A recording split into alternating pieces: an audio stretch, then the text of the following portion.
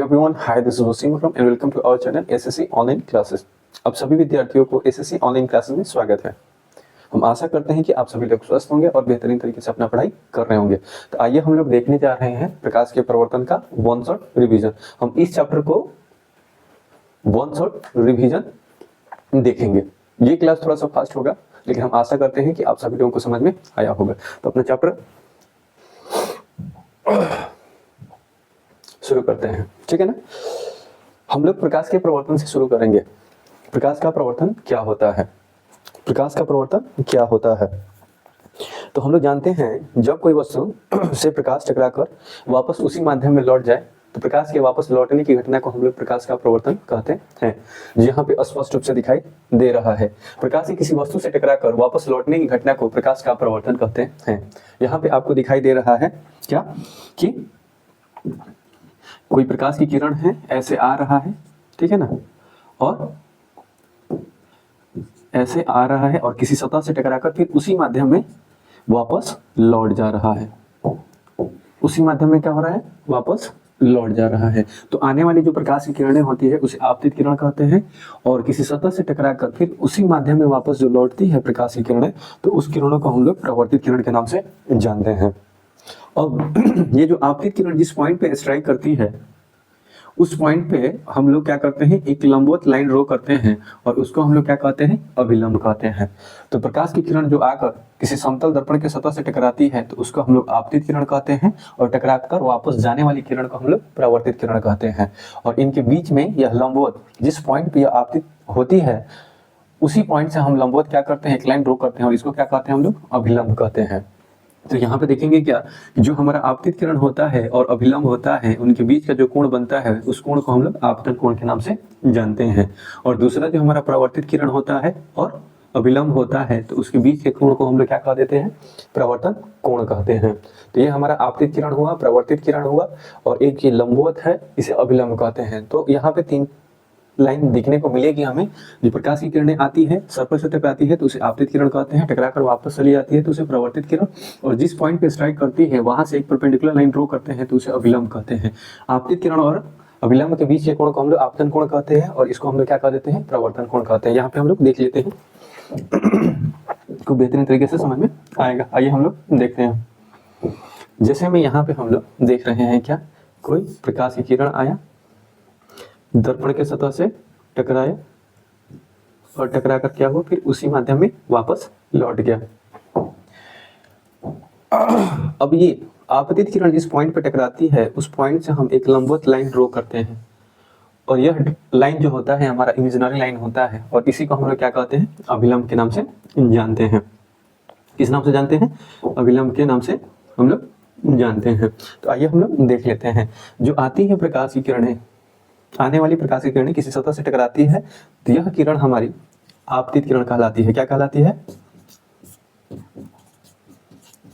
आपतित किरण कहलाती है। और टकराकर जो वापस जाती है इसे हम लोग परावर्तित किरण के नाम से जानते हैं। किस किरण के नाम से?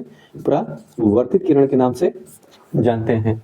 और ये जो लाइन हम लोग सीधे ड्रॉ करते हैं इसे हम लोग क्या कहते हैं? अभिलंब कहते हैं। क्या कहते हैं? अभिलंब, यानी नॉर्मल होता है। अब आपतित किरण और अभिलंब के बीच का जो कोण बनता है उसे हम लोग एंगल आई से जानते हैं, और इस एंगल आई को हम लोग आपतन कोण कहते हैं। क्या कहते हैं? आपतन कोण कहते हैं। और यहाँ पे जो एंगल बनता है इस कोण को हम लोग परावर्तन कोण के नाम से जानते हैं। किस कोण के नाम से जानते हैं? परावर्तन कोण के नाम से जानते हैं। और इस परावर्तन कोण को हम लोग एंगल आर से दर्शाते हैं। तो यहाँ पे आपको दिखाई दे रहा होगा। ये केवल ऐसे ही नहीं हो सकता है, प्रकाश की किरणें ऐसे भी आके टकरा सकती हैं।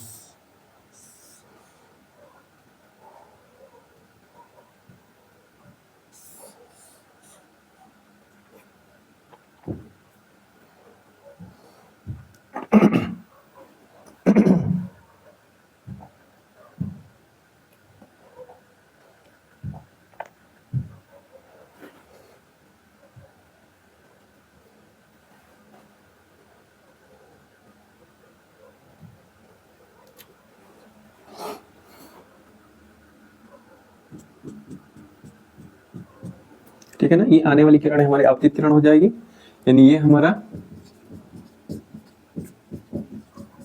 आपतित किरण, ये हमारा क्या हो जाएगी प्रवर्तित किरण, और ये आपका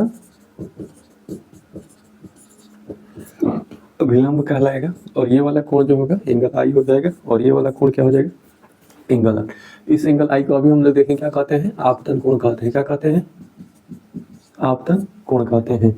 और इस कोण को हम लोग प्रवर्तन कोण कहते हैं। तो आई होप कि आप सभी को यहाँ तक के समझ में आया होगा। अब हम लोग क्या देखेंगे, प्रकाश के प्रवर्तन के नियम। प्रकाश के प्रवर्तन के नियम क्या होता है। अब यहाँ पे थोड़ा सा समझने वाली बात ये होती है कि जो प्रकाश के प्रवर्तन है, इस घटना से हमें क्या लाभ है। तो हम किसी भी वस्तु को देखने के लिए दो चीजों का होना बहुत जरूरी होता है। एक हमारा आंख का ठीक होना, दूसरा हमारा प्रकाश का होना। अगर आंख ठीक रहेगा और प्रकाश उपस्थित रहेगा तो इन दोनों से क्या होता है, एक घटना घटित होती है।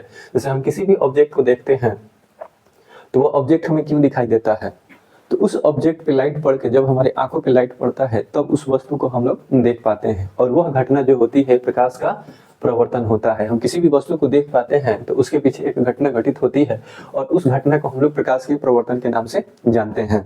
कोई भी वस्तु दुनिया में दिखाई देती है तो वह इसलिए दिखाई देती है कि जब उस पे प्रकाश पड़ती है और पड़ के प्रकाश हमारे आंखों से आकर टकराती है तब उस वस्तु को हम लोग क्या करते हैं, देख पाते हैं। और इसी घटना को हम लोग प्रकाश का क्या कह देते हैं बच्चे लोग, प्रवर्तन कहते हैं। आइए हम लोग नेक्स्ट जो हमारा होता है प्रकाश के प्रवर्तन के नियम। तो प्रकाश के प्रवर्तन के दो नियम होते हैं। प्रथम नियम क्या होता है, आपतित किरण, प्रवर्तित किरण और आपतन बिंदु पर डाला गया अभिलंब एक ही तल में क्या होते हैं, स्थित होते हैं। और जो दूसरा हमारा नियम होता है, आपतन कोण हमेशा प्रवर्तन कोण के क्या होता है, बराबर। एंगल आई हमेशा क्या होता है, एंगल आर के क्या होता है, बराबर होता है। तो ये हमारा प्रकाश का प्रवर्तन का दूसरा नियम होता है। आगे हम लोग देख लेते हैं जो समतल दर्पण होता है। समतल दर्पण द्वारा बना प्रतिबिंब, यानी समतल दर्पण में किस प्रकार का प्रतिबिंब बनता है, उसकी प्रकृति क्या होती है, ठीक है ना। तो यहाँ पे लिखा गया है समतल दर्पण में जो भी प्रतिबिंब बनता है वह आभासी एवं सीधा बनता है। दूसरा, प्रतिबिंब का आकार वस्तु के आकार का क्या होता है, बराबर होता है। तीसरा, प्रतिबिंब दर्पण के उतना ही पीछे बनता है जितना वस्तु दर्पण के से दूरी पर होती है। यानी समतल दर्पण में किस प्रकार का प्रतिबिंब बनता है, तो अगर हम प्रतिबिंब के बारे में चर्चा करें तो प्रतिबिंब जनरली दो प्रकार की होती है। एक होता है वास्तविक प्रतिबिंब, दूसरा हमारा होता है काल्पनिक या आभासी प्रतिबिंब। तो वास्तविक प्रतिबिंब क्या होता है, किसी बिंदु स्रोत से आती हुई प्रकाश की किरणें जब प्रवर्तन या अपवर्तन के बाद जिस बिंदु पर वास्तव में एक दूसरे को प्रतिच्छेदित करती है तो वह उस बिंदु स्रोत का वास्तविक प्रतिबिंब कहलाता है।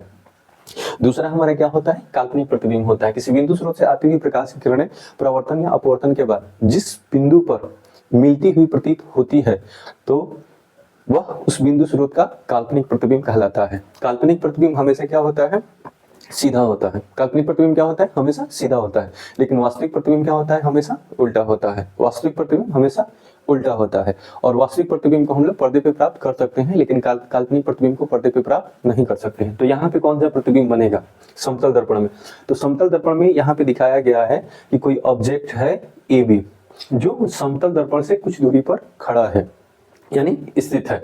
और इसका प्रतिबिंब कहाँ पे बन रहा है, ये वाला। यहाँ पे क्या बन रहा है, इमेज बन रहा है, यानी प्रतिबिंब बन रहा है, ठीक है ना। समतल दर्पण के सामने ये भी कोई वस्तु खड़ा है और उसका प्रतिबिंब ए डैश और बी डैश बन रहा है।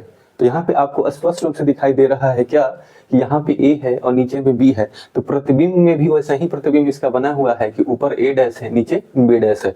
यानी ये क्या है, सीधा है। क्या है बच्चा, सीधा है। तो जहां पे अगर कोई वस्तु का प्रतिबिंब सीधा है तो सीधा प्रतिबिंब जो होता है वह हमेशा क्या होता है, काल्पनिक प्रतिबिंब होता है, या इसी को हम लोग आभासी के नाम से जानते हैं। किसके नाम से जानते हैं, आभासी। हम बोल सकते हैं कि जो प्रतिबिंब सीधा होता है वह काल्पनिक होता है, नहीं तो आभासी प्रतिबिंब होता है। क्या होता है, काल्पनिक नहीं तो आभासी प्रतिबिंब होता है। अब समतल दर्पण द्वारा प्राप्त जो प्रतिबिंब है क्या होता है, आभासी और सीधा बनता है। यहाँ पे हम एक और बात देख लेते हैं कि समतल दर्पण में जितनी वस्तु की साइज होगी, वस्तु जितना बड़ा होगा हमारा प्रतिबिंब भी उतना ही बड़ा बनता है। प्रतिबिंब भी उतना ही बड़ा बनता है। यानी मान लेते हैं कि किसी समतल दर्पण के सामने कोई ऑब्जेक्ट खड़ा है और उसका अगर हाइट 3 फीट है तो उसका प्रतिबिंब भी जो बनेगा वो 3 फीट हाइट का बनेगा। अगर यह दर्पण से मान लेते हैं कि 5 फीट की दूरी पर खड़ा है वस्तु, तो प्रतिबिंब भी हमारा 5 फीट की ही दूरी पे बनेगा। ऐसा नहीं होता है कि यहाँ पे 5 फीट की दूरी पर रहेंगे तो इधर 3 फीट का होगा। जितना वस्तु दर्पण से दूरी पे होगा, प्रतिबिंब भी दर्पण से उतना दूरी पे बनता है। जो वस्तु का साइज होता है वही हमारा प्रतिबिंब का भी साइज होता है। तो यहाँ पे लिखा हुआ है स्पष्ट रूप से कि आभासी एवं सीधा प्रतिबिंब बनता है किसमें? समतल दर्पण में। प्रतिबिंब का आकार वस्तु के आकार के बराबर होता है। प्रतिबिंब दर्पण के उतना ही पीछे बनता है जितना वस्तु की दर्पण से दूरी होती है। तो ये हमारा क्या है? समतल दर्पण के बारे में जानकारी। अच्छा, समतल दर्पण का प्रयोग कहाँ कहाँ पे हम लोग करते हैं? अगर हम देखें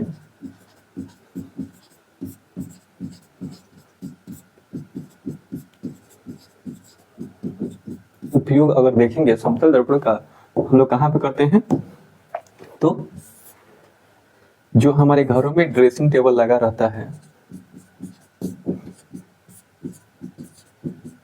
ड्रेसिंग टेबल लगा रहता है, 2 नंबर में होता है पेरिस्कोप,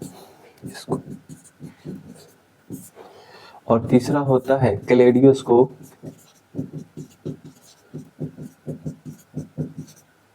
देन नेक्स्ट होता है 5वां जो हमारा होता है सोलर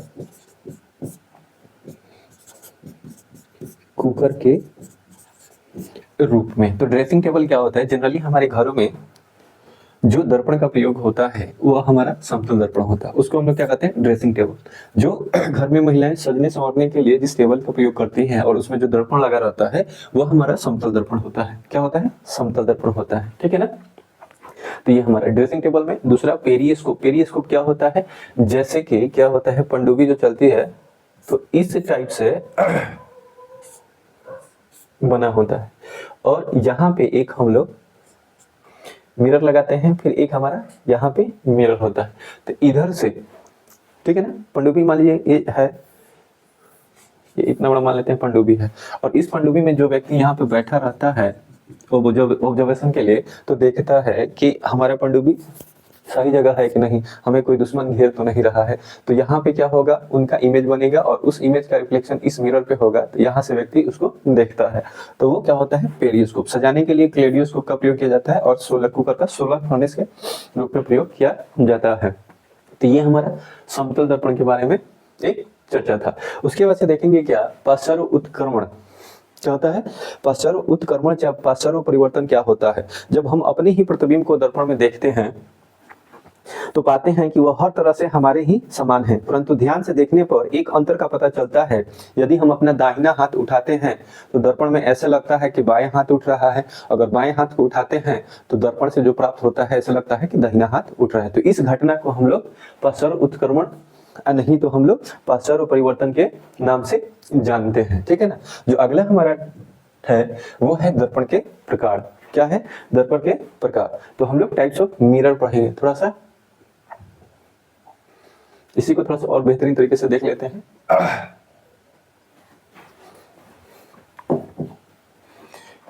इसमें हम लोग क्या देखेंगे, जैसे समतल दर्पण कोई पूछ ले कि समतल दर्पण क्या होता है, तो वैसा दर्पण जिसका प्रवर्तक सतह क्या हो, एक समतल हो। वैसा दर्पण जिसका प्रवर्तक सतह क्या हो, समतल हो। तो वैसे दर्पण को हम लोग क्या कहते हैं? समतल दर्पण कहते हैं। जैसे में यहाँ पे देख लेते हैं हम लोग कि जहां पे इस प्रकार से, ठीक है ना, तो ये हमारा क्या होता है? समतल दर्पण। वैसा दर्पण जिसका प्रवर्तक सतह क्या समतल हो तो उसको क्या कहते हैं? समतल दर्पण कहते हैं। अब आपसे पूछा जा सकता है कि समतल दर्पण का फोकस कितना होता है, यानी फोकस कितना होता है। समतल दर्पण का वक्रता त्रिज्या कितना होता है? क्या? वक्रता त्रिज्या यानी आर का मान कितना हो सकता है, ठीक है ना। फिर समतल दर्पण का जो आवर्धन क्षमता होता है, समतल दर्पण का आवर्धन जो होता है वो कितना होता है। तो हम जानते हैं क्या कि कोई भी समतल दर्पण होता है उसका जो फोकस दूरी होता है, उसका जो फोकस दूरी होता है वो यहाँ पे देखेंगे, ठीक है ना। देखिए, जब दो प्रकाश की किरणें एक दूसरे से समानांतर आती है तो परावर्तन के बाद से क्या होती है, समानांतर ही जाते हैं। जो मिलने की संभावना होती है, हम ऐसे मान लेते हैं कि दो प्रकाश की किरणें आपस में अनंत पे जाकर मिलेगी। कहाँ पे जाकर मिलेगी, अनंत पे जाकर मिलेगी। तो हम इस बात से क्लियर कर सकते हैं कि जब दो प्रकाश की किरणें अनंत पर मिलती होगी तब इसका r का मान कितना हो जाएगा, अनंत हो जाएगा, यानी वक्रता त्रिज्या कितनी हो जाएगी, अनंत। और हमारा फोकस कितना होता है, F बराबर में r/2 होता है। तो अनंत में ऐसे करेंगे तो हमारा फोकस भी कितना हो जाएगा बच्चा, अनंत ही होगा। क्या होगा, अनंत। तो यहाँ पे हम लिख सकते हैं क्या, कि जो हमारा फोकस दूरी होता है वो भी अनंत होता है, जो वक्रता त्रिज्या होता है वो भी अनंत होता है, और जो समतल दर्पण का आवर्धन होता है वो होता है क्या, m बराबर होता है v/u होता है। तो यहाँ पे हमारा +1 साइन आता है, यानी इसका जो आवर्धन होता है, समतल दर्पण का जो आवर्धन होता है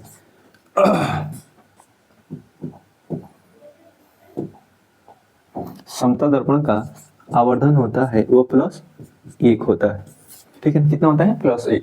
1 कहने का मतलब क्या होता है, यानी जो हाइट ऑफ इमेज होता है m बराबर hi/में में जो h0 होता है वह एक दूसरे क्या होता है, बराबर होता है। बराबर होगा तभी ना इसको कट करेंगे तो 1 आएगा, और 1 यानी प्लस आता है। तो प्लस साइन क्या बताता है कि जो प्रतिबिंब बन रहा है वह सीधा है, और सीधा कौन सा प्रतिबिंब होता है, तो वह प्रतिबिंब काल्पनिक प्रतिबिंब होता है। कौन सा प्रतिबिंब होता है, काल्पनिक।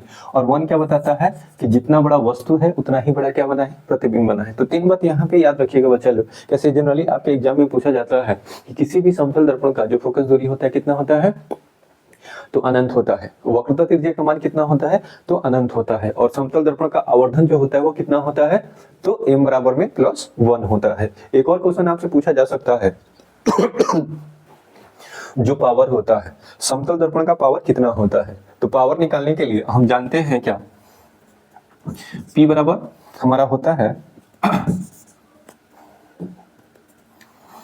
यानी जो शक्ति बोलते हैं P बराबर 1/f होता है। सो P बराबर 1/∞ लिखेंगे तो P बराबर हमारे कितना आ जाएगा, 0 हो जाएगा। तो समतल दर्पण जो होता है वो किसी भी प्रकाश की किरण को न डाइवर्ज कराता है और ना कन्वर्ज कराता है, ना यह अभिसारी होता है ना अपसारी होता है। जैसे प्रकाश की किरण आता है परावर्तन के बाद वैसे ही चला जाता है। तो इसके पास डाइवर्ज करने की या कन्वर्ज करने की कैपेसिटी नहीं होती है, इसलिए इसका जो पावर होता है वह 0 के बराबर होता है। हम आशा करते हैं कि यहाँ तक आप सभी को खूब बेहतरीन तरीके से समझ में आया होगा। आइए हम लोग नेक्स्ट टॉपिक को देखते हैं।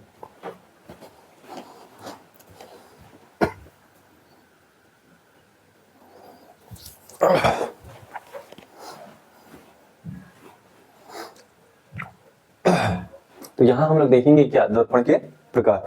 तो जब दर्पण के प्रकार हम लोग पढ़ते हैं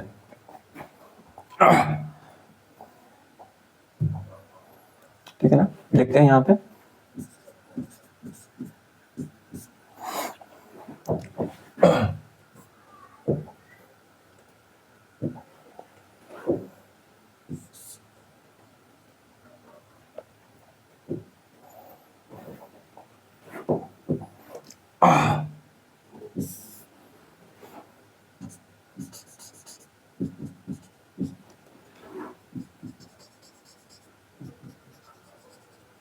जो हमारे दर्पण होते हैं वो क्या होते हैं, एक हमारा गोलीय दर्पण होता है और दूसरा हमारा क्या होता है, समतल दर्पण होता है। तो अभी हमने समतल दर्पण को देखा है, ठीक है ना। अब हम लोग क्या देखने जा रहे हैं बच्चा लोग, तो अब हम लोग देखने जा रहे हैं गोलीय दर्पण को। किसको देखने जा रहे हैं, गोलीय दर्पण को देखने जा रहे हैं। तो ये गोलीय दर्पण जो हमारा होता है ये 2 प्रकार का होता है। ये कितने प्रकार का होता है, 2 प्रकार। एक हमारा क्या होता है, जी भाई साहब, एक हमारा होता है अवतल दर्पण और दूसरा हमारा होता है क्या, उत्तल दर्पण। ठीक है ना, एक हमारा क्या होता है अवतल दर्पण होता है, दूसरा हमारा क्या होता है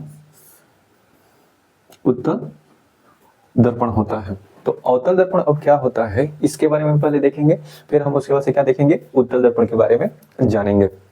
ठीक है ना। तो सबसे पहले हम लोग देखते हैं कि ये जो हमारा दर्पण होता है, ये जो गोलीय दर्पण होता है, गोलीय दर्पण जो हमारा होता है यह कैसे होता है, ठीक है ना। तो गोलीय दर्पण को अगर हम देखेंगे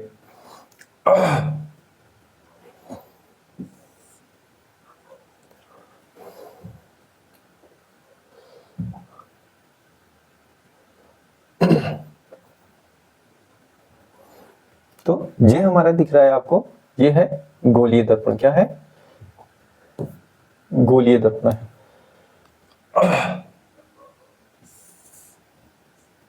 ये हमारा गोलीय दर्पण होगा और इसका ना जो सेंटर होगा यहाँ पे, ये सेंटर होगा और इस सेंटर और इस पॉइंट को बच्चे लोग हम P से जानते हैं, यानी इस P को हम लोग ध्रुव कहते हैं। क्या कहते हैं?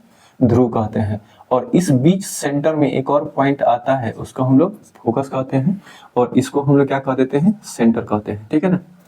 यहाँ पे आप सभी लोगों को दिखाई दे रहा होगा। अगर इधर भी चलेंगे तो ये ऐसा ही होगा, ये हमारा फोकस हो जाएगा और ये हमारा क्या कहलाएगा? पोल कहलाएगा। क्या कहलाएगा? पोल कहलाएगा। ठीक है। अब यहाँ पे देखना ये है कि सेंटर से पोल, ये सेंटर से पोल के बीच का जो दूरी होता है इसको हम लोग रेडियस ऑफ कर्वेचर कहते हैं, यानी इसको हम लोग वक्रता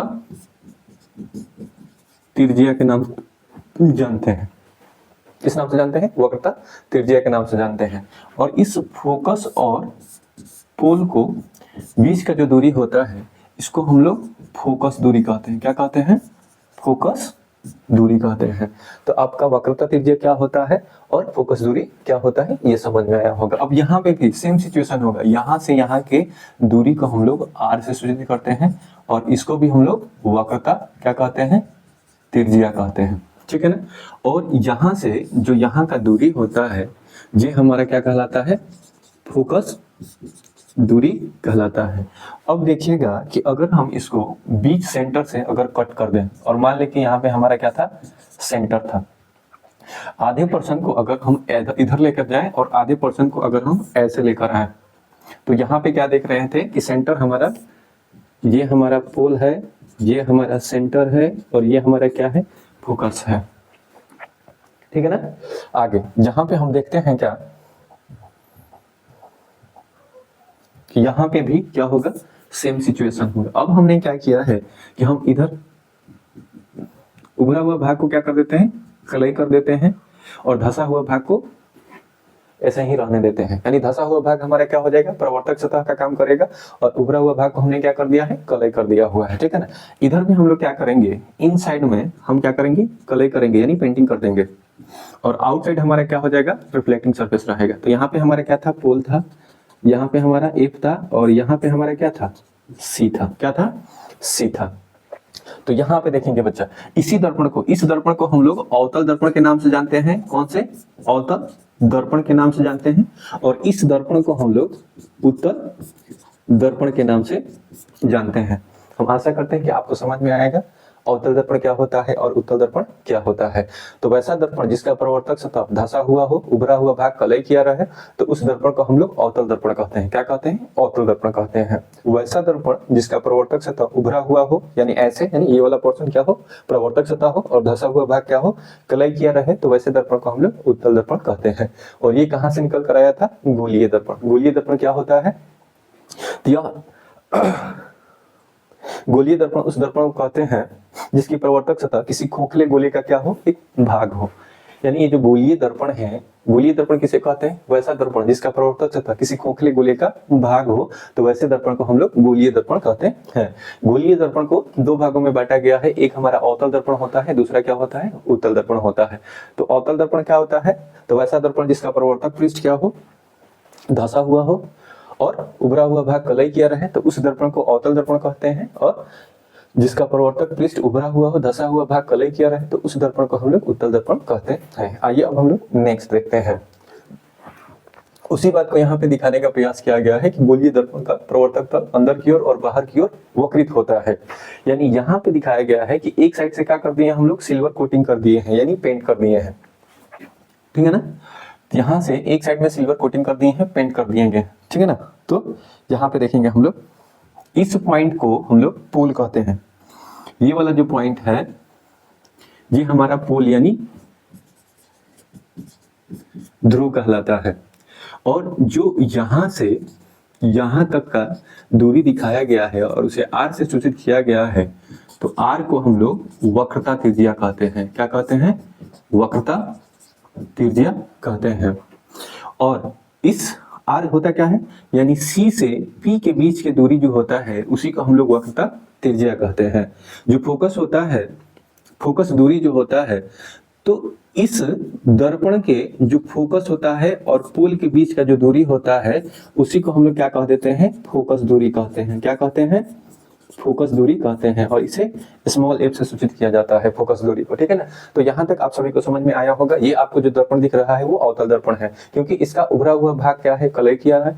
और ये धंसा हुआ भाग जो है, यानी ये वाला जो पोर्शन है आपको दिखाई दे रहा होगा, ये वाला पोर्शन है, ये क्या है? इसका परावर्तक पृष्ठ है। क्या है? परावर्तक सतह है। प्रवर्तक सतह कहने का मतलब जिसमें आग के प्रकाश की किरणें टकराए और टकरा के वापस चली जाए, तो इसे हम लोग प्रवर्तक पृष्ठ कहते हैं। ये हमारा कलय किया भाग है। सेंटर से पोल के बीच की दूरी को हम लोग वक्रता त्रिज्या यानी r से सूचित करते हैं। फोकस दूरी और पोल के बीच की दूरी को हम लोग फोकस दूरी कहते हैं। क्या कहते हैं? फोकस दूरी, उसे f से सूचित किया जाता है। अब यहाँ पे एक संबंध होता है r और f के बीच का, तो वो क्या होता है? जो हमारा r होता है वह 2 इंटू क्या होता है? जो r होता है वो क्या होता है? 2 इंटू एफ होता है। सो f बराबर क्या होता है? r/2 होता है। किसी भी दर्पण का जो फोकस दूरी होता है वह वक्रता त्रिज्या की क्या होती है? आधी होती है। क्या होती है? वक्रता त्रिज्या क्या होती है? आधी होती है। आगे हम लोग देखते हैं क्या कि अवतल दर्पण क्या है। गोलीय दर्पण जिसका प्रवर्तक पृष्ठ अंदर की ओर अर्थात गोले की केंद्र की ओर वक्रित हो, तो उसे हम लोग क्या कह देते हैं? अवतल दर्पण कह देते हैं। यानी यहाँ पे इसका दूसरा भी डिफिनीशन हो सकता है। हम अपनी भाषा में अगर बोले तो ऐसे बोल सकते हैं, वैसा दर्पण जिसका प्रवर्तक पृष्ठ धंसा हुआ हो, कलय किया हुआ भाग उभरा हुआ हो, तो वैसे दर्पण को हम लोग क्या कह देते हैं? अवतल दर्पण कहते हैं। तो ये हमारा क्या हो गया? अवतल दर्पण। अगला हमारा क्या है? उत्तल दर्पण है। तो इसके जस्ट अपोजिट बोलेंगे, वैसा दर्पण जिसका प्रवर्तक पृष्ठ उभरा हुआ हो और कलई किया हुआ भाग धंसा हुआ हो, तो वैसे को हम लोग क्या कहते हैं? उत्तल दर्पण कह देते हैं। आगे हम लोग ध्रुव और वक्रता केंद्र के बारे में जानेंगे। यानी ये तो समझ लिए हैं कि ध्रुव क्या होता है, वक्रता केंद्र क्या होता है, लेकिन यहाँ पे लिखित है कि किसी भी गोलीय दर्पण, यानी देख लीजिए ध्रुव होता क्या है कि अगर ये आपका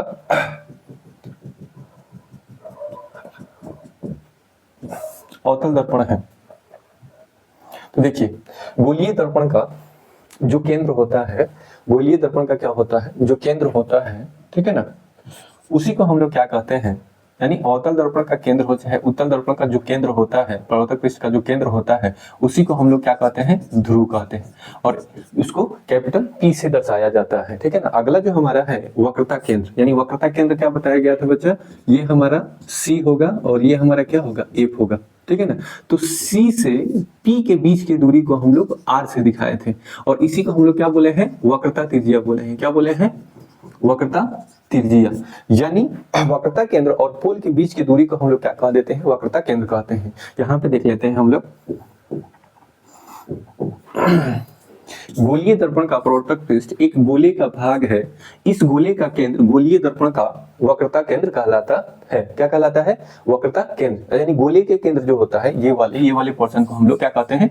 वक्रता केंद्र कहते हैं। यानी फिर से मैं देख लेते हैं हम लोग कि गोलीय दर्पण का प्रवर्तक पृष्ठ एक गोले का भाग है। इस गोले का केंद्र गोलीय दर्पण का वक्रता केंद्र कहलाता है। यह अक्षर C से निरूपित किया जाता है। तो ये हमारा क्या है? वक्रता केंद्र है। अगर वक्रता त्रिज्या आता तो हम ये बोल देते हैं C और P के बीच की दूरी को हम लोग क्या कह देते हैं? वक्रता त्रिज्या कहते हैं। अपने गोलीय दर्पण का प्रवर्तक पृष्ठ जिस गोले का भाग है उसकी त्रिज्या दर्पण की वक्रता त्रिज्या कहलाती है। उसकी त्रिज्या दर्पण की वक्रता त्रिज्या कहलाती है और इसे R अक्षर से निरूपित किया जाता है। ये बात आप लोगों को स्पष्ट रूप से समझ में आ गया होगा। मुख्य अक्ष क्या होता है? गोलीय दर्पण के ध्रुव तथा वक्रता त्रिज्या से गुजरने वाली एक सीधी रेखा को हम लोग क्या कह देते हैं? मुख्य अक्ष कहते हैं। यानी यहाँ पे थोड़ा सा समझ लेते हैं कि ये जो हमारा पोल है और ये हमारा क्या है? सेंटर है। सेंटर और पोल से गुजरने वाली जो लाइन होती है उसी को हम लोग क्या कह देते हैं? मुख्य अक्ष के नाम से जाते हैं। यानी गोलीय दर्पण के ध्रुव तथा वक्रता त्रिज्या से गुजरने वाली एक सीधी रेखा मुख्य अक्ष कहते हैं। मुख्य अक्ष दर्पण के ध्रुव पर अभिलंब होता है, यानी लंबवत होता है, ठीक है ना। अगला हमारा क्या है कि मुख्य अक्ष, मुख्य यानी मुख्य फोकस किसे कहते हैं? मुख्य अक्ष पर वह बिंदु, यानी मुख्य अक्ष पर वह बिंदु जहां मुख्य अक्ष के समानांतर किरणें आकर मिलती है, प्रवर्तित किरणें मुख्य अक्ष पर एक बिंदु से आती हुई महसूस होती है, तो वह बिंदु गोलीय दर्पण की मुख्य फोकस कहलाती है। क्या कहलाती है? मुख्य फोकस। फोकस दूरी क्या होती है? तो गोलीय दर्पण के ध्रुव तथा मुख्य फोकस के मध्य की दूरी जो होती है फोकस दूरी कहलाती है। इसे अक्षर F द्वारा निरूपित करते हैं। छोटे द्वारक के गोलीय दर्पण के लिए वक्रता त्रिज्यीय फोकस दूरी से दुगुनी होती है। हम इस संबंध को R बराबर 2F द्वारा व्यक्त करते हैं। नाउ नेक्स्ट इज, अब हम लोग अवतल दर्पण की मुख्य फोकस थोड़ा सा आगे बढ़ते हैं। हम आशा करते हैं ये सब आप लोग पढ़े होंगे। अब हम लोग देखेंगे कि गोलीय दर्पण में प्रतिबिंब बनने के निम्नलिखित नियम होते हैं, उसी पे हम लोग क्या करेंगे? चर्चा करेंगे। तो आप लोगों ने देखा होगा क्या, अगर हम यहाँ पे पहला कंडीशन को देखें,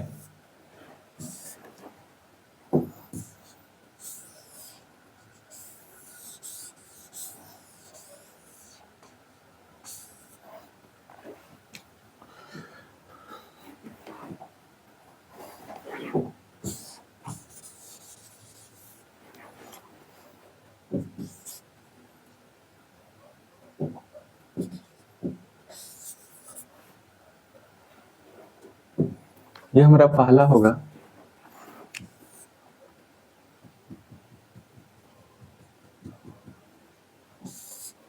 पहला नियम आप क्या देखते हैं कि जब कोई प्रकाश की किरण, यानी यहाँ पे हमारा C है, यहाँ पे F है, ये P है। जब कोई प्रकाश की किरण, यानी इसको हम लोग किस नाम से जानते हैं बाबू? प्रधान अक्ष या मुख्य अक्ष के नाम से जानते हैं। प्रधान अक्ष या मुख्य अक्ष के नाम से जानते हैं।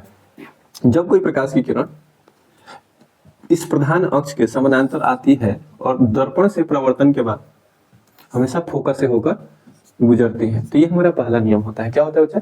ये हमारा पहला नियम होता है। दूसरा नियम देखेंगे क्या? दूसरा नियम यह होता है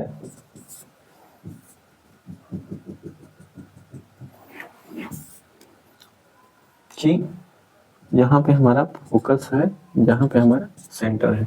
जब कोई प्रकाश की किरणें फोकस से होकर गुजरती है तो प्रवर्तन के बाद क्या होती है? वह प्रधान अक्ष के समानांतर हो जाती है। क्या हो जाती है?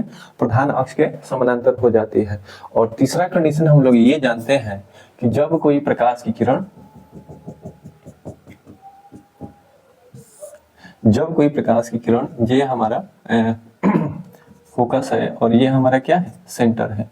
यानी जब कोई प्रकाश की किरण अगर वक्रता केंद्र से जाती है तो प्रवर्तन के बाद क्या होती है? प्रकाश के प्रवर्तन के बाद वह उसी पथ पे क्या होती है? वापस लौट जाती है। यानी जब प्रकाश की किरण वक्रता केंद्र से होकर गुजरती है तो प्रवर्तन के बाद फिर उसी पथ पे क्या होती है? वापस लौट जाती है। क्योंकि जो भी प्रकाश की किरणें सेंटर से होकर गुजरती है तो वह दर्पण से क्या होती है? लंबवत होती है। क्या होती है? लंबवत, यानी 90 के कोण पर जाके टकराती है। तो फिर जिस रूट से जाती है फिर उसी पे क्या होती है? वो वापस चली आती है। और चौथा जो हमारा नियम होता है वह यह होता है कि जब कोई प्रकाश की किरण पोल पर जितने एंगल से पड़ता है उतना ही एंगल पे क्या हो जाता है? वापस हो जाता है। तो ये हमारा क्या होता है? एंगल I हो जाता है और ये क्या हो जाता है?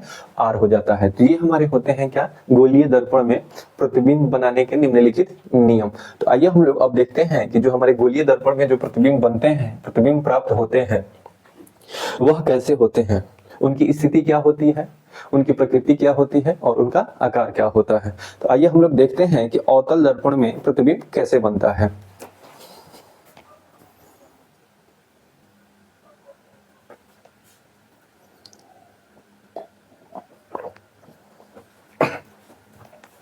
तो आइए मेरे प्यारे साथियों देखते हैं क्या कि अवतल दर्पण में प्रतिबिंब बनने की स्थिति और उसकी प्रकृति देखेंगे, ठीक है ना, और उसका साइज देखेंगे और वस्तु का प्रतिबिंब कहाँ कहाँ पे बन रहा है। अगर हम वस्तु को शिफ्ट करते हैं तो वो सब इसमें देखेंगे। ये बहुत ही ज्यादा इंपॉर्टेंट है, आपके बोर्ड के एग्जाम में यहाँ से पूछे जाते हैं। तो हमारा पहला कंडीशन क्या है कि जब वस्तु अनंत पर स्थित हो, ऑब्जेक्ट प्लेस्ड एट इंफिनिटी, जब हमारा वस्तु अनंत पर स्थित होता है तब उसका प्रतिबिंब कहाँ पर बनता है, तो ये हम लोग देखेंगे। तो इस स्थिति में क्या होता है कि जब हमारा वस्तु कहां पे स्थित हो, अनंत पर स्थित हो। जब हमारा वस्तु कहां पे स्थित हो बच्चा, अनंत पर स्थित हो। तो जब हमारा वस्तु अनंत पर स्थित होगा तब उस स्थिति में प्रतिबिंब कहां पे बनेगा, तो ये हमारा पोल हो जाएगा और ये हमारा फोकस हो जाएगा और ये हमारा क्या हो जाएगा, सेंटर हो जाएगा, यानी केंद्र हो जाएगा। मान लेते हैं कि हमारा जो ऑब्जेक्ट है इधर कहीं पे है, यानी अनंत पर स्थित है। तो जो भी अनंत से प्रकाश की किरणें आती है वो ये जो होता है हमारा क्या, प्रधान अक्ष। क्या होता है बच्चा, प्रधान अक्ष, या इसी को दूसरे नाम से जानेंगे हम लोग, मुख्य अक्ष के नाम से जानते हैं। किस अक्ष के, मुख्य अक्ष के नाम से जानते हैं। तो जब भी हमारा वस्तु अनंत पर स्थित होगा तो जो प्रकाश की किरणें आएंगी वो प्रधान अक्ष के समानांतर आएंगी। और जब दर्पण से, यानी जब दर्पण से टकराएंगे तो टकराने के बाद से वह फोकस पर, यानी फोकस से होकर गुजरेंगे। यानी इस प्रकार से हमारा जो प्रतिबिंब प्राप्त होगा वो फोकस पे होगा। कहां पे होगा, फोकस पे होगा। अब देखिए यहाँ पे दो प्रकाश की किरणें, दोनों प्रकाश की किरणें जिस पॉइंट पे एक दूसरे को प्रतिच्छेदित करती है तो उनसे बना प्रतिबिंब जो होता है वह हमारा वास्तविक प्रतिबिंब होता है। क्या होता है, वास्तविक प्रतिबिंब होता है। तो यहाँ पे जो प्रतिबिंब बनेगा वो हमारा प्रतिबिंब होगा, वास्तविक प्रतिबिंब होगा। कौन सा प्रतिबिंब होगा, वास्तविक प्रतिबिंब होगा। और उसका साइज क्या होगा, तो साइज हमारा बिंदु के आकार का होगा। किस आकार का होगा, जो हमें प्रतिबिंब प्राप्त होगा उसका साइज जो होगा वो पॉइंट के फॉर्म में होगा। ठीक है ना, बहुत ही छोटा होगा। तो जब वस्तु अनंत पर स्थित हो तो प्रतिबिंब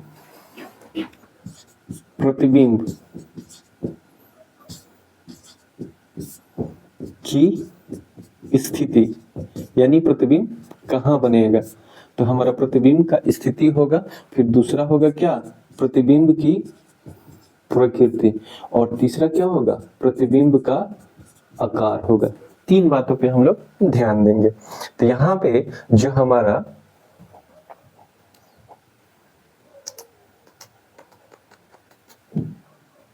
ठीक है ना, जो हमारा प्रतिबिंब की स्थिति होगी आप लोगों को दिखाई दे रहा होगा। कहां पे बन रहा है, तो फोकस पे बन रहा है। कहां पे बन रहा है, फोकस पे बन रहा है। यानी हमारा जो प्रतिबिंब बन रहा है वो कहां पे बन रहा है, फोकस पे। तो प्रतिबिंब की जो स्थिति होगी वह कहां पे होगी बच्चा, वो होगी फोकस पे, यानी फोकस पे बनेगा। और प्रकृति क्या होगी, तो यहाँ पे हम लोगों ने देखा है क्या, कि जब दो प्रकाश की किरणें वास्तव में एक दूसरे को जिस पॉइंट पे प्रतिच्छेदित करती है, यानी एक दूसरे को कट करती है, यानी वास्तविक कटान से जो प्रतिबिंब बनता है तो उसी प्रतिबिंब को हम लोग क्या कह देते हैं, वास्तविक प्रतिबिंब कहते हैं।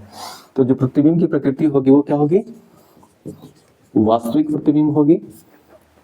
और वास्तविक प्रतिबिंब क्या होता है, हमेशा उल्टा होता है। क्या होता है, हमेशा उल्टा होता है। और जो प्रतिबिंब का आकार होगा वस्तु की अपेक्षा क्या होगा, वस्तु की अपेक्षा बहुत ही छोटा होगा। क्या होगा, बहुत ही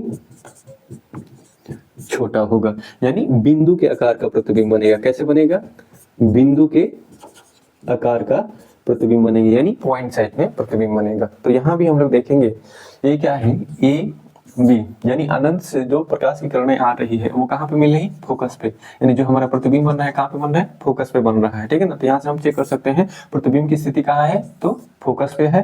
प्रतिबिंब की प्रकृति क्या है, वास्तविक और उल्टा है। और आकार क्या है, तो वस्तु की अपेक्षा बहुत ही छोटा है। हम आशा करते हैं कि खूब बेहतरीन तरीके से समझ में आया होगा। चलिए नेक्स्ट देखते हैं।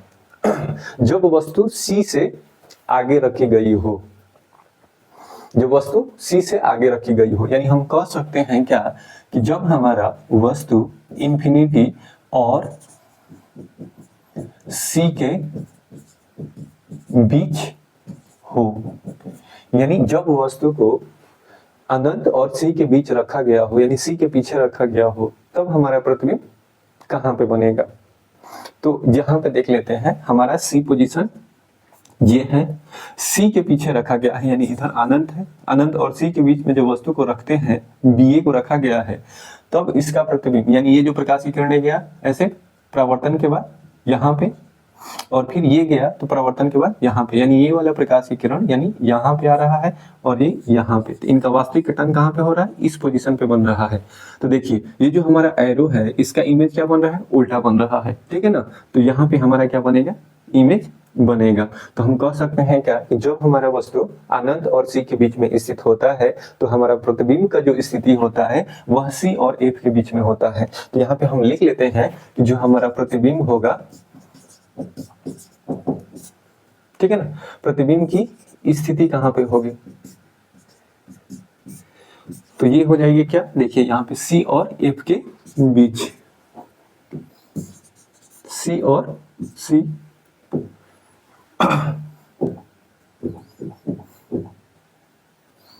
सी और एफ के बीच हो जाएगी। जो प्रकृति होगी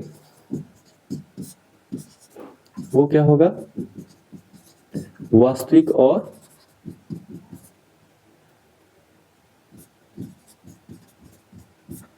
उल्टा, वास्तविक और उल्टा होगा। और इसका जो आकार होगा तो क्या होगा, वस्तु की अपेक्षा क्या होगा, छोटा होगा। जो आकार होगा वो क्या होगा, वस्तु के अपेक्षा छोटा। तो ये हमारा होता है दूसरा कंडीशन में, ठीक है ना। आइए हम लोग नेक्स्ट कंडीशन देखते हैं, ठीक है ना। अब हमारा क्या होगा कि जब हमारा वस्तु वक्रता त्रिज्या पर स्थित हो तब उसका प्रतिबिंब कहां पर बनेगा। तो यहाँ पे आप लोगों को दिखाई दे रहा होगा ये हमारा एरो यहाँ पे है, कहां पे है, यहाँ पे है, यानी एरो यहाँ पे यानी सी पे प्लेस्ड है, यानी सी पर स्थित जब हमारा वस्तु है तो उसका प्रतिबिंब भी कहां पे बनेगा, सी पर बनेगा। कहां पे बनेगा,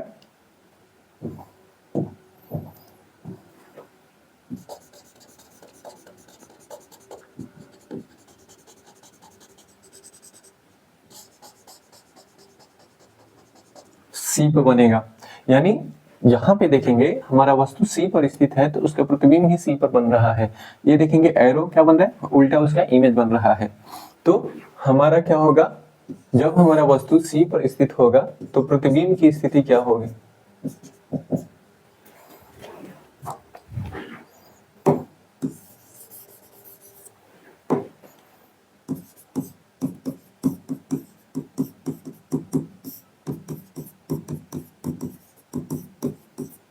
प्रतिबिंब की स्थिति, दूसरी क्या होगी प्रकृति, तीसरा क्या होगा आकार। तो स्थिति हमारा कहां पे, सी पे बनेगी। प्रकृति क्या होगी, वास्तविक और उल्टा, और आकार क्या होगा, वस्तु के बराबर, ठीक है ना। यहाँ पे आपको दिख रहा होगा। अगला कंडीशन देखते हैं कि जब हम वस्तु को सी और एफ के बीच में रखते हैं तब हमारा प्रतिबिंब सी के पीछे बनता है। क्या बनता है, सी के पीछे बनता है। अब यहाँ पे देखेंगे क्या, सी के पीछे जब बनेगा तो यहाँ से हमारा प्रतिबिंब का साइज जो होगा वस्तु के साइज से क्या होगा, अब बड़ा प्राप्त होगा। यानी यहाँ पे हम देखेंगे प्रतिबिंब की प्रकृति होगी तो वो क्या होगी, वास्तविक और उल्टा होगा। सॉरी, ये प्रतिबिंब की प्रकृति वास्तविक और उल्टा होगा। प्रतिबिंब का जो आकार होगा वो क्या होगा, वस्तु के बराबर होगा। और प्रतिबिंब का जो स्थिति होगा वो बनेगा कहाँ, सी के पीछे बनेगा। कहाँ बनेगा, सी के पीछे बनेगा, ठीक है ना। तो ये हमारा चौथा कंडीशन था। आइए अब हम लोग नेक्स्ट कंडीशन देखते हैं। यहाँ पे क्या है कि जब हमारा वस्तु एफ पे हो, कहाँ पे हो, एफ पे स्थित हो। जब हमारा वस्तु कहाँ पे, एफ पे स्थित होगा तब हमारा प्रतिबिंब कहाँ बनेगा, तो प्रतिबिंब की जो स्थिति होगी,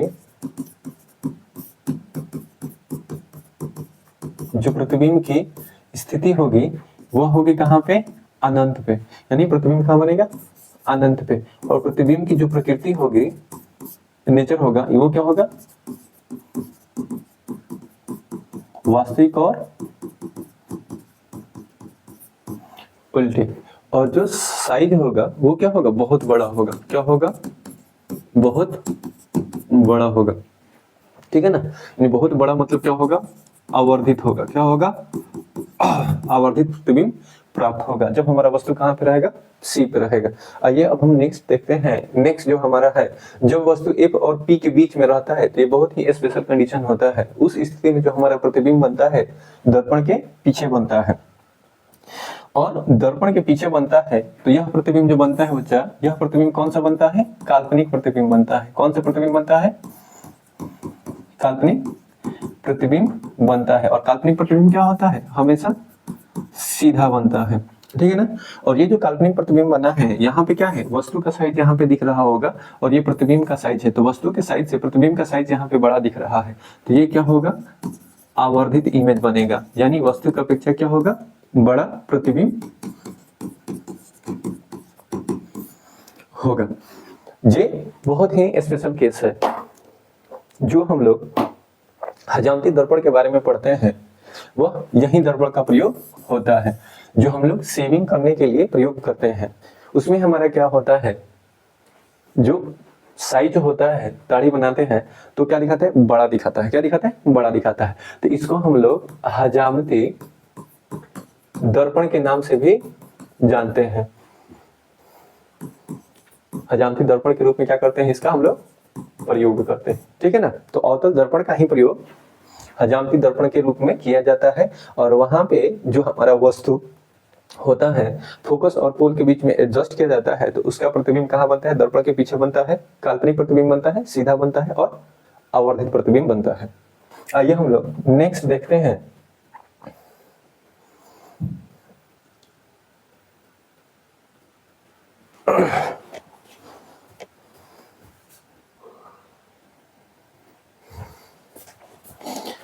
तो अब हम लोग देखने जा रहे हैं उत्तल दर्पण द्वारा बना छवि निर्माण। यानी जब वस्तु को अनंत पर रखा जाता है उत्तल दर्पण में, तब हमारे प्रतिबिंब की स्थिति क्या होगी, प्रतिबिंब की प्रकृति क्या होगी, और प्रतिबिंब का आकार क्या होगा, उसको बच्चे लोग हम लोग देखने जा रहे हैं। तो यहाँ पे आप लोग को स्पष्ट रूप से दिखाई दे रहा है कि जब दो प्रकाश की किरणें अनंत से आती है तो अपवर्तन के परावर्तन के बाद ये क्या होती है, आकर टकराकर इधर चली जाएगी, फिर इधर चली जाएगी। जब इन दोनों लाइनों को पीछे की तरफ हम लोग क्या करेंगे, खींचेंगे, तो जिस पॉइंट पे मिलती है हमारा मानना होता है कि वहीं पे हमारा क्या बनेगा, प्रतिबिंब। तो यहाँ पे आपका जो प्रतिबिंब बन रहा है वह फोकस पे बन रहा है। और ये जो टूटी हुई लाइन दिखाई दे रही है, इसका मतलब यह है कि यह हमारा काल्पनिक प्रतिबिंब है। कौन सा प्रतिबिंब है, चलो काल्पनिक प्रतिबिंब है। काल्पनिक प्रतिबिंब है। काल्पनिक प्रतिबिंब हमेशा सीधा होता है। क्या होता है, सीधा होता है। अब उत्तल दर्पण द्वारा जो हमें प्रतिबिंब प्राप्त होगा उसमें हमेशा जो बनेगा प्रतिबिंब वह काल्पनिक प्रतिबिंब होगा, और हमेशा क्या होगा, सीधा होगा। और वस्तु के अपेक्षा वो हमेशा क्या होता है, छोटा होता है। हमेशा क्या होता है, छोटा होता है।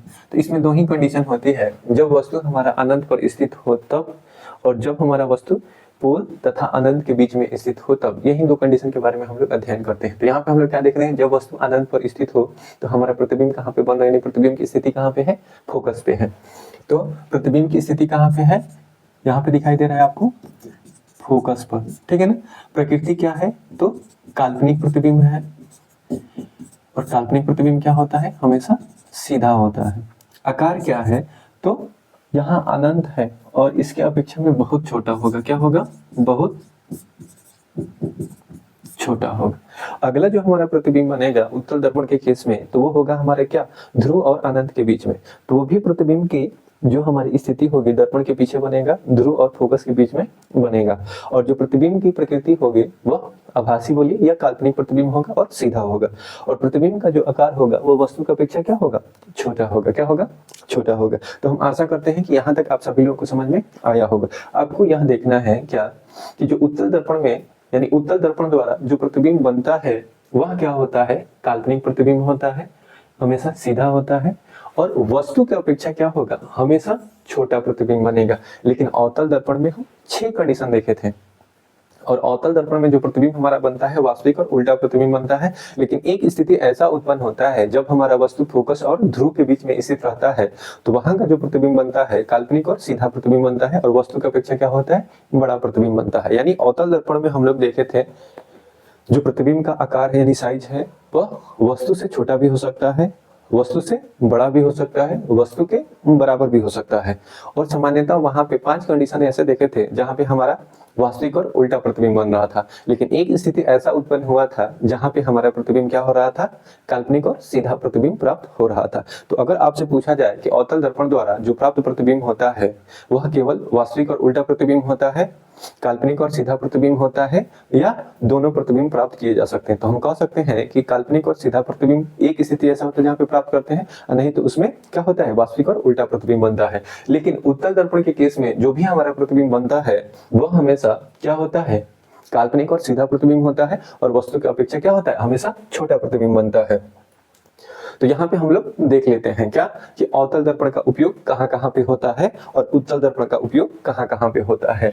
तो सामान्यतः टॉर्च के रूप में, सर्च लाइट तथा वाहनों की हेडलाइट में प्रकाश का शक्तिशाली समानांतर किरण पुंज प्राप्त करने के लिए किया जाता है। तो ये हमारा पहला उपयोग हो गया। दूसरा, दंत विशेषज्ञ अवतल दर्पणों का उपयोग मरीजों के दांतों का बड़ा प्रतिबिंब देखने के लिए करते हैं। जनरली जो डॉक्टर होते हैं हमारे दांत को देखने के लिए जिस दर्पण का प्रयोग करते हैं वह अवतल दर्पण होता है। उसमें क्या करते हैं, हमारे दांतों का बड़ा साइज की छवि देखकर वो कोई भी प्रॉब्लम को बता पाते हैं अच्छे से। अगला क्या है, इन्हें प्रायः चेहरे के बड़ा प्रतिबिंब देखने के लिए सेविंग दर्पणों के रूप में प्रयोग किया जाता है। जैसे हजामती दर्पण जो होता है, हजामती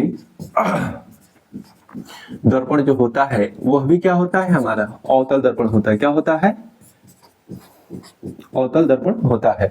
अगला हमारा क्या होता है, सौर भट्टियों में सूर्य के प्रकाश को केंद्रित करने के लिए बड़े अवतल दर्पण का प्रयोग किया जाता है। सौर भट्टियों में, ठीक है ना, किसका प्रयोग किया जाता है, अवतल दर्पण का उपयोग किया जाता है। आइए अब हम लोग नेक्स्ट देखते हैं, तो क्या उत्तल दर्पण का प्रयोग। इसके पहले हम लोग अवतल दर्पण का प्रयोग देखें, अब हम लोग देखने जा रहे हैं उत्तल दर्पण का प्रयोग। तो यहाँ पे क्या दिया हुआ है, उत्तल दर्पण का प्रयोग सामान्यतः वाहनों में किया जाता है। इनमें ड्राइवर अपने पीछे के वाहनों को देख सकते हैं, यानी देखने के लिए, यानी वाहन यानी बाइक में या बड़ी बड़ी कारों में या बसों में जो साइड मिरर के रूप में जिस दर्पण का प्रयोग करते हैं वह हमारा उत्तल दर्पण होता है। उत्तल दर्पण का प्रयोग इसलिए मतलब प्राथमिकता दी जाती है क्योंकि यह सदैव सीधा तथा छोटा प्रतिबिंब बनाते हैं। यानी उत्तल दर्पण का हम कह सकते हैं जो दृष्टि क्षेत्र होता है, विजन एरिया होता है, वह बड़ा होता है और ज्यादा होता है, इसलिए उसमें बड़ी बड़ी गाड़ियों को छोटा प्रतिबिंब देख पाते हैं आसानी से, ठीक है ना। अगर वहीं पे अवतल दर्पण का प्रयोग करेंगे तो उसका दृष्टि क्षेत्र छोटा होने की वजह से उतना स्पष्ट रूप से दिखाई नहीं दे पाएगा, ठीक है ना। प्रतिबिंब बनाते हैं और ड्राइवर को आने यानी पीछे से आने वाली बहुत बड़े क्षेत्र को देखने में समर्थ बनाते हैं। दुकानों में इनका इस्तेमाल सिक्योरिटी दर्पण के रूप में भी किया जाता है। तो ये हमारा अवतल दर्पण का उत्तल दर्पण का प्रयोग है। यानी उत्तल दर्पण का प्रयोग हम कहाँ कहाँ पे कर सकते हैं, तो पहले वाहनों के साइड मिरर के रूप में प्रयोग करते हैं। दूसरा, दुकानों में इनका इस्तेमाल सिक्योरिटी के दर्पण के रूप में किया जाता है। आइए अब हम लोग नेक्स्ट देखते हैं। गोलीय दर्पण द्वारा प्रवर्तन के लिए चिन्ह परिपाटी होता है, ठीक है ना, यानी sign convention of the spherical mirror है, ठीक है ना। तो यहाँ पे हम लोग क्या देखेंगे बच्चा लोग, थोड़ा सा समझ लेते हैं।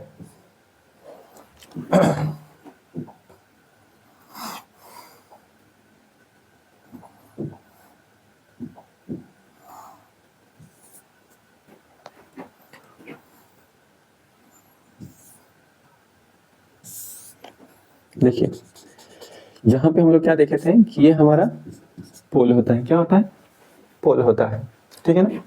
एक जगह क्या देखे थे कि ये हमारा क्या होता था, सेंटर होता था, और यहाँ पे हमारा क्या होता था, फोकस होता था। फिर हम क्या देख रहे थे कि यहाँ पे हमारा फोकस था और यहाँ पे हमारा क्या था, सेंटर था। तो हम जानते हैं कि जब भी ये जो P होता है यानी जो हमारा ध्रुव होता है, सारी दूरियों को हम ध्रुव से मेजर करते हैं। कहाँ से मेजर करते हैं, ध्रुव से। यहाँ पे देखेंगे क्या कि ये हमारा जो दर्पण था ये हमारा अवतल दर्पण था। कौन सा दर्पण था, ये हमारा अवतल दर्पण था। और ये वाला जो दर्पण था हम लोग उस समय से देखते आ रहे हैं, इस दर्पण को हम लोग उत्तल दर्पण के नाम से जानते हैं, ठीक है ना। तो यहाँ पे देखेंगे कि अवतल दर्पण का जो P है उसके लेफ्ट साइड में फोकस है और उसी के लेफ्ट साइड में क्या है, उसका वक्रता केंद्र है। तो जब हम पोल से सी के बीच की दूरी को मेजर करेंगे, मापेंगे, तो हमें किधर आना होगा, लेफ्ट साइड में आना होगा। तो जब भी अगर पोल से हम बाईं ओर दूरी तय करेंगे यानी लेफ्ट साइड में जाएंगे, तो जो सारा हमारा डिस्टेंस होगा वो निगेटिव माना जाएगा। क्या माना जाएगा,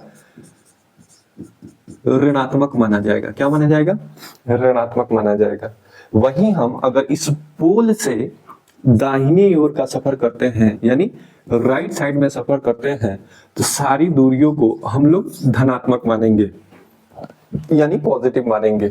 यानी पोल से राइट साइड में जाएंगे तो सारी दूरियों को हम लोग क्या मानेंगे, धनात्मक मानेंगे। क्या मानेंगे, धनात्मक मानेंगे। उसी प्रकार से अगर पोल से ऊपर का डिस्टेंस मेजर करना होगा तो इसको भी हम लोग पॉजिटिव कंसीडर करेंगे यानी धनात्मक मानेंगे। और इससे अगर नीचे का दूरी को मेजर करना होगा तो उसे हम लोग ऋणात्मक मानेंगे। क्या मानेंगे, ऋणात्मक। तो इस प्रकार से अगर देखेंगे तो ये हमारा हो जाएगा अवतल दर्पण। क्या हो जाएगा, अवतल दर्पण। अब अवतल दर्पण में हमारा पोल यहाँ पे होता है, फोकस यहाँ पे होता है और सेंटर यहाँ पे होता है। अब यहाँ पे हम देखेंगे तो पोल से जब लेफ्ट साइड में चलेंगे तो C और P के बीच के दूरी को हम लोग R कहते हैं। क्या कहते हैं, R कहते हैं यानी वक्रता त्रिज्या कहते हैं। तो जो R का मान होगा, अगर P से अगर आप लेफ्ट साइड में चलते हैं तो सारे डिस्टेंस हमारे क्या होंगे, निगेटिव होंगे। तो उस स्थिति में R का मान भी क्या हो जाएगा, निगेटिव हो जाएगा। ठीक है ना। अब हम क्या करते हैं कि इस पोल से अगर फोकस के पास चलेंगे तो भी हमें कहाँ चलना होगा, लेफ्ट डायरेक्शन में चलना होगा। तो इस स्थिति में जो हमारा फोकस दूरी होगा यानी पोल और फोकस के बीच का जो दूरी होगा उसको हम लोग क्या कहते हैं, फोकल लेंथ यानी फोकस दूरी। यानी फोकस और पोल के बीच के जो दूरी होता है उसको फोकस दूरी कहते हैं। तो वो भी हमारा क्या होगा, निगेटिव होगा। क्या होगा, निगेटिव होगा। अब मानते हैं कि कोई ऑब्जेक्ट को अगर लेफ्ट साइड में हम खड़ा कराएंगे, उससे अच्छा चलिए कोई बात नहीं, इसको बाद में हम लोग जानेंगे। तो हम क्या जानते हैं कि जो अवतल दर्पण होता है, क्या अवतल दर्पण, तो अवतल दर्पण का जो वक्रता त्रिज्या होता है यानी R होता है वो भी क्या होता है, निगेटिव होता है। और जो फोकस दूरी होता है F बराबर क्या होता है, R/2 होता है ना, वो भी क्या होता है, निगेटिव हमारा हो जाता है। ठीक है ना। तो अवतल दर्पण में जो हमारा वक्रता त्रिज्या होता है हमेशा ऋणात्मक होता है और जो फोकस दूरी होता है वो भी क्या होता है, हमेशा ऋणात्मक होता है। क्या होता है, ऋणात्मक होता है। अगर इस पे छोटा मोटा एक क्वेश्चन देखेंगे तो बेहतरीन तरीके से हम समझ पाएंगे। पहले इसको भी थोड़ा सा समझ लेते हैं। ये हमारा रहा अवतल दर्पण। अब यहाँ पे हम लोग समझने का प्रयास करेंगे क्या,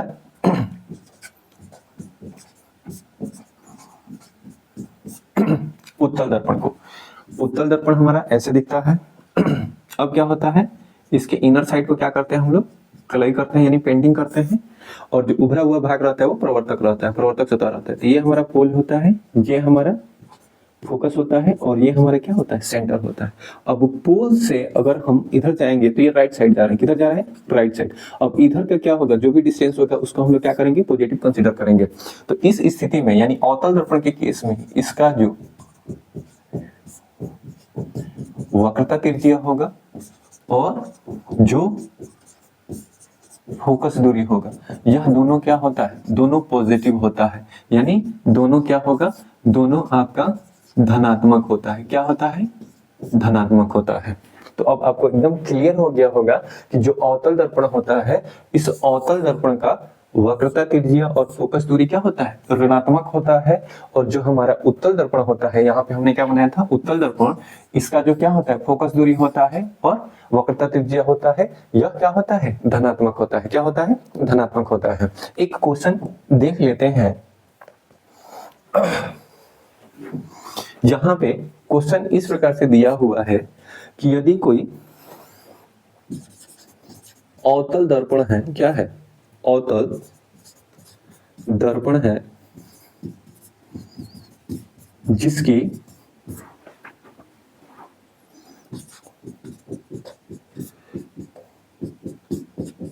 वक्रता त्रिज्या 30 सेंटीमीटर है तो उसकी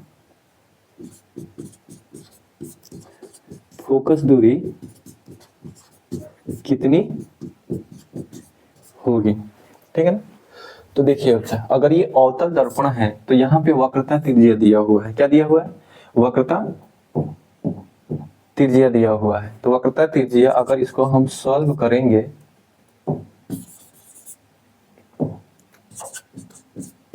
अगर इसको हम सॉल्व करेंगे तो क्या होगा? यहाँ पे क्या दिया हुआ है? वक्रता त्रिज्या यानी r दिया हुआ है, और r बराबर कितना है?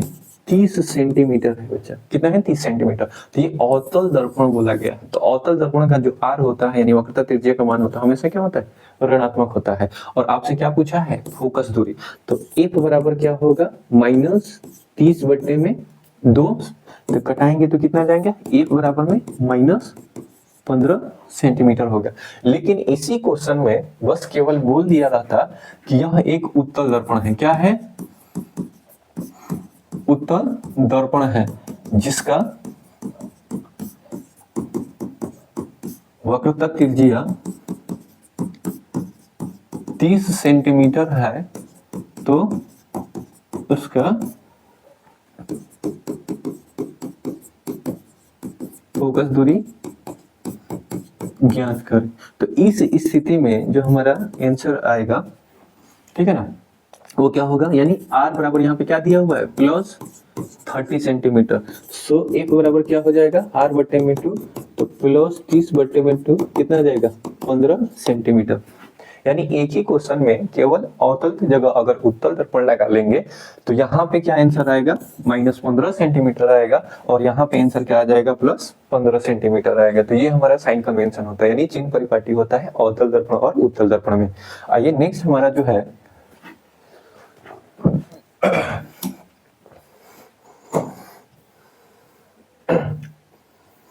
अब इस बात को हम खूब बेहतरीन तरीके से समझ पाएंगे यहाँ पे देखेंगे। चलो, हमने क्या बताया था?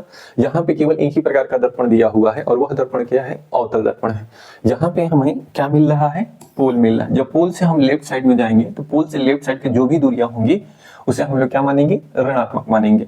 और इस पोल से नीचे की दूरी जो भी होगा यानी नीचे जाएगा तो उसे भी हम लोग क्या मानेंगे? ऋणात्मक मानेंगे। और इससे जो ऊपर जाएगा उसे हम लोग क्या मानेंगे? धनात्मक मानेंगे। यानी ऊपर का दूरी धनात्मक, पोल से दाहिने साइड की दूरी धनात्मक, पोल से लेफ्ट साइड की दूरी क्या है? हमारा ऋणात्मक है। क्या है? ऋणात्मक है। तो यही तो है हमारा क्या? किसी भी गोलीय दर्पण का चिन्ह परिपाटी। बिंब हमेशा दर्पण के बाईं ओर रखा जाता है। कोई भी वस्तु होगा तो वो दर्पण के किधर होगा? बाईं ओर होगा। और उस वस्तु को हम लोग सूचित करते हैं किससे? u से। तो ये हमारा क्या होता है?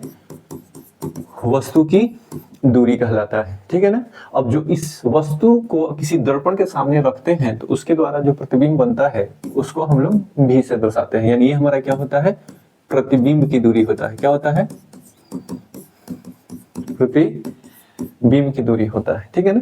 एक और चीज इधर होता है हमारा फोकस। तो यहाँ पे अवतल दर्पण है तो फोकस हमारा होगा, क्या होगा? फोकस दूरी होगा। तो फोकस दूरी देखिए, क्या यहाँ पे u हमेशा क्या लिया जाता है?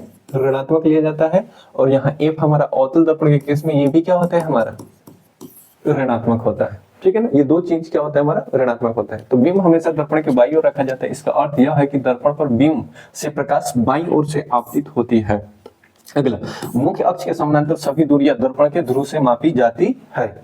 इस बात को हम लोग बहुत ही बेहतर तरीके से यहाँ पे समझने का प्रयास किया था। हमने यहाँ पे दोनों दर्पण को रख के, अवतल दर्पण को, उत्तल दर्पण को रख के इसकी चिन्ह परिपाटी को खूब बेहतरीन तरीके से समझाया भी था। एक एग्जाम्पल भी हमने किया था जो यहाँ पे आपको दिख रहा है। यानी किसी अवतल दर्पण की वक्रता त्रिज्या 30 सेंटीमीटर है तो उसकी फोकस दूरी क्या होगी? तो उसकी फोकस दूरी -15 सेंटीमीटर होगी, और उसकी वक्रता त्रिज्या का मान -30 सेंटीमीटर लिखेंगे। कितना? -30 सेंटीमीटर। लेकिन यही अगर उत्तल दर्पण की बात होगी तब इसमें यहाँ पे हमारा +15 सेंटीमीटर आंसर आएगा। कितना आएगा? +15 सेंटीमीटर हमारा आंसर आएगा। आइए हम नेक्स्ट देखते हैं। यहाँ पे गोलीय दर्पणों द्वारा प्रवर्तन के लिए चिन्ह परिपाटी जो दिया हुआ है उसी बात को यहाँ पे लिखित है। हमने इस बात को खूब बेहतर तरीके से समझा हुआ है, लेकिन अब देखते हैं लिखित कैसे दिया। मूल बिंदु के दाईं ओर पॉजिटिव और अक्ष के अनुदिश मापी गई सभी दूरियां धनात्मक मानी जाती है। यानी इधर से यहाँ मानते हैं कि हमारा पोल है, पोल से दाईं ओर जाएंगे तो सारा दूरी क्या हो जाएगा? हमारा धनात्मक हो जाएगा, ठीक है ना। अगला देखेंगे, मूल बिंदु के बाईं ओर अक्ष के अनुदिश मापी गई दूरियां हमेशा क्या होती है, ऋणात्मक मानी जाती है। मुख्य अक्ष के लंबवत तथा ऊपर की ओर, यानी ऊपर की ओर, पुल के ऊपर की ओर, प्रिंसिपल एक्सिस जो होता है, प्रधान अक्ष होता है, उसके अगर ऊपर जाएंगे लंबवत, तो उस स्थिति में हमारी मापी जाने वाली सभी दूरियां क्या हो जाएगी, धनात्मक मानी जाएगी। मुख्य अक्ष के लंबवत नीचे की ओर, ठीक है ना, नीचे की ओर आएंगे तो सारी दूरी क्या होगी, हमारा ऋणात्मक मानी जाएंगी। बिंब की दूरी, यानी वस्तु अगर किसी दर्पण से लेफ्ट साइड में स्थित है तो उसका मान हमेशा क्या होगा, ऋणात्मक होगा। ये यू का मान हमेशा ऋणात्मक ही होता है। अवतल दर्पण की फोकस दूरी हमेशा क्या होती है, ऋणात्मक होती है, और उत्तल दर्पण की फोकस दूरी हमेशा क्या होती है, धनात्मक होती है। ये दोनों लाइन बहुत ही ज्यादा इंपॉर्टेंट है, आपके बोर्ड में 100% आने की संभावना है। क्या अवतल दर्पण की जो फोकस दूरी होती है हमेशा ऋणात्मक होती है, उत्तल दर्पण की जो फोकस दूरी है हमेशा क्या होती है, धनात्मक होती है। आशा करते हैं कि यहाँ तक आप सभी विद्यार्थियों को बेहतरीन तरीके से समझ में आया होगा। आइए नेक्स्ट हम लोग देखते हैं, अब हमारा क्या है, दर्पण सूत्र है। क्या है, दर्पण सूत्र है। तो दर्पण सूत्र में कहां पे कौन सा रिलेशन को देखते हैं बच्चा लोग, यहाँ पे हम तीन चीजों में रिलेशन को एस्टेब्लिश करते हैं, और वह हमारा होता है क्या, फोकस दूरी, वस्तु की दूरी और प्रतिबिंब की दूरी। इसी का क्या होता है, 1/f बराबर 1/u प्लस 1/v, यही हमारा क्या होता है, दर्पण सूत्र होता है। यही हमारा क्या होता है, दर्पण सूत्र होता है। यही हमारा क्या होता है बच्चा लोग, दर्पण सूत्र होता है। अगर इसी को हम एक और तरीके से लिखेंगे तो इस टाइप से भी इसको लिखा जा सकता है। ये 2 में r 1/f बराबर 1/u प्लस 1/v, ये हमारा क्या हो जाएगा,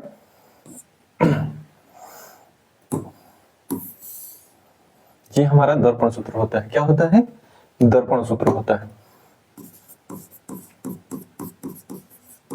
ये हमारा क्या होता है, दर्पण सूत्र होता है, जहां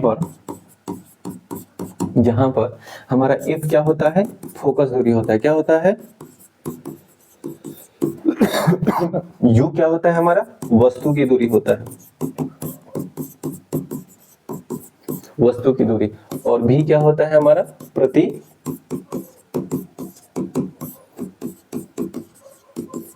बिंब की दूरी। भी हमारा क्या होता है, प्रतिबिंब की दूरी होता है। तो ये हमारे बच्चे लोग क्या होता है, दर्पण सूत्र होता है। क्या होता है, दर्पण सूत्र। अब जो हमारा अगला टॉपिक होता है वह क्या होता है, वह दिया हुआ है क्या, आवर्धन दिया हुआ, यानी इसको हम लोग मैग्निफिकेशन बोलते हैं। क्या बोलते हैं, मैग्निफिकेशन बोलते हैं। यानी m बराबर हमारा क्या होता है, -v बटे में u, नहीं तो hi अपॉन में क्या होता है, h0 होता है। हम ऐसे बोल सकते हैं, जो हमारा आवर्धन होता है वह क्या होता है, प्रतिबिंब की ऊंचाई और वस्तु की ऊंचाई के अनुपात को ही हम लोग क्या कह देते हैं, आवर्धन कह देते हैं। आवर्धन किसे कहते हैं, प्रतिबिंब की ऊंचाई और वस्तु की ऊंचाई के अनुपात को हम लोग क्या कहते हैं, आवर्धन, नहीं तो प्रतिबिंब की दूरी और वस्तु की दूरी के अनुपात को हम लोग क्या कह देते हैं, आवर्धन कहते हैं। क्या कहते हैं, आवर्धन कहते हैं। तो ये हमारा आवर्धन का फॉर्मूला आपको दिखाई दे रहा होगा। यानी m बराबर क्या होता है, -v बटे में u, और hi अपॉन h0 के बराबर होता है। इसे हम लोग क्या कहते हैं, आवर्धन कहते हैं। क्या कहते हैं, आवर्धन। अब देखेंगे क्या कि जो हमारा अवतल दर्पण होता है, इसके द्वारा जो आवर्धन होता है वह m बराबर में, ठीक है ना, m बराबर -1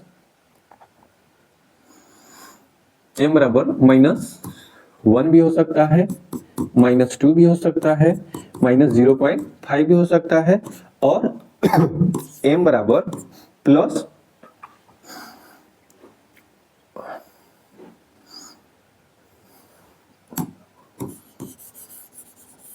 यानी ऐसा हो सकता है, ठीक है ना।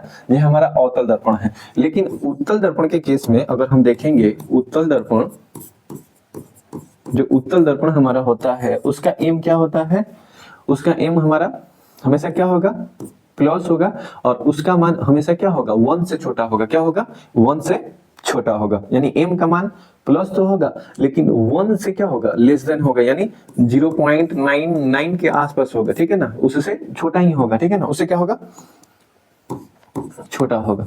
यानी अवतल उत्तल दर्पण के केस में क्या होगा, जो आवर्धन होगा वो क्या होगा, धनात्मक आएगा। क्या आएगा, धनात्मक आएगा। और ये जो वैल्यू आएगा, नोमेरिकल वैल्यू आएगा, वो क्या होगा, 1 से छोटा होगा। 1 से क्या होगा, छोटा होगा। 1 से हमेशा क्या होगा, छोटा होगा। तो आगे हम लोग देख लेते हैं इसको भी खूब बेहतरीन तरीके से, आवर्धन।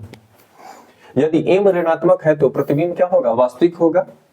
यदि m ऋणात्मक हो तो क्या होगा, प्रतिबिंब क्या होगा, वास्तविक होगा। यदि m धनात्मक हो तो प्रतिबिंब क्या बनेगा, आभासी बनेगा। m ऋणात्मक है तो प्रतिबिंब वास्तविक होगा, m अगर धनात्मक है तो प्रतिबिंब हमारा आभासी बनता है।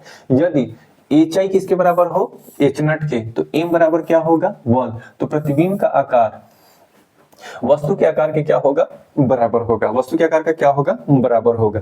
अगर hi बड़ा होगा h0 से तो हमारा m भी बड़ा होगा 1 से, यानी m बड़ा होगा 1 से, तब प्रतिबिंब क्या होगा, वस्तु से बड़ा होगा।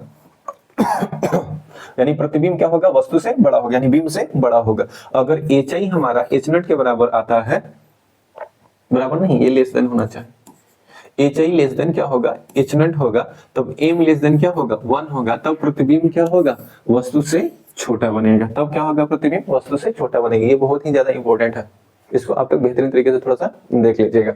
अगला हमारा टॉपिक है क्या, आवर्धन। समतल दर्पण का आवर्धन +1 होता है। धन साइन आभासी प्रतिबिंब को दर्शाता है और 1 दर्शाता है कि प्रतिबिंब का आकार बिंब के आकार का क्या है, बराबर है। ठीक है।